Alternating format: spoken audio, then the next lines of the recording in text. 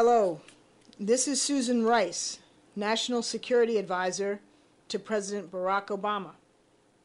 Today I want to speak directly to you, the people of South Sudan. For the better part of 20 years, I've had the privilege of working alongside you as you sought your independence and built a new nation. When the war was at its height, I visited with people across your country in Mariel Bay and Rumbek and Louis. You told me about how the conflict was affecting your lives and your families. And when I was the U.S. Ambassador to the United Nations, I was honored to share your stories with the world and to support your struggle for independence.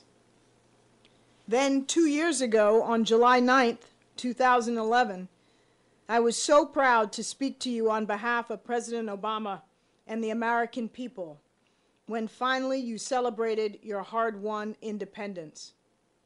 I remember so clearly the overwhelming joy and the spirit of unity that day, how you came together as one people to begin building a new nation founded on your shared democratic values. But the violence we're seeing now is a grave threat to your young nation. Continued fighting and the specter of ethnic violence could tear apart the nation you so painstakingly knit together. We know all too well what horrors can occur when irresponsible provocateurs pit tribe against tribe and brother against brother. We've seen the devastation in Bosnia, Rwanda, and so close to home in Darfur. As a long-standing friend of the people of South Sudan, I urge everyone to step back from conflict and instead address your differences through peaceful dialogue. In recent years, you've overcome incredible odds and shown the world that you can break the cycle of violence, that through careful and constant work, you can give birth to a new nation that respects the rights of all its peoples. That's what you, the South Sudanese people, died for and then so peacefully voted for: an independent, peaceful, and unified nation with a better future.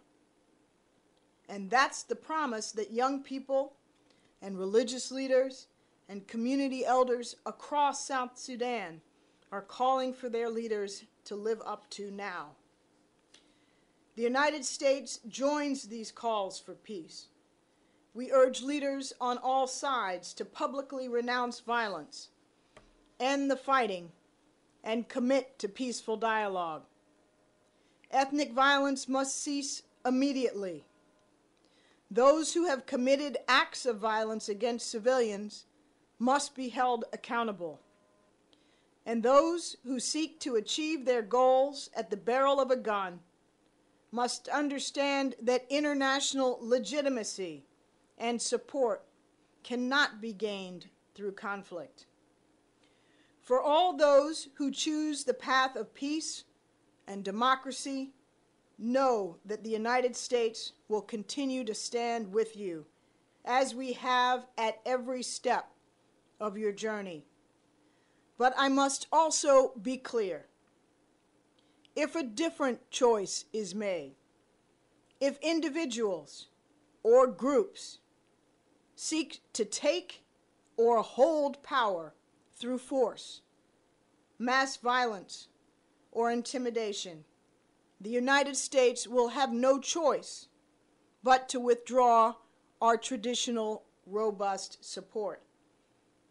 Killing will only lead to deprivation and isolation for the people of South Sudan. I know how much you have already endured and how far you have come. But please remember, democracy is always hard work. Reconciliation always takes time. You have to keep working at it each and every day through dialogue and compromise. And the choices you make today will determine the future of your country. You can choose whether your children will live in a nation of peace and growing prosperity, or one scarred by resumed conflict. As someone who has always stood with you to imagine a better future for you and your families, I ask each of you to make the choice for peace. Make the choice for a unified and cohesive South Sudan. Make this choice for yourselves and your children. Thank you.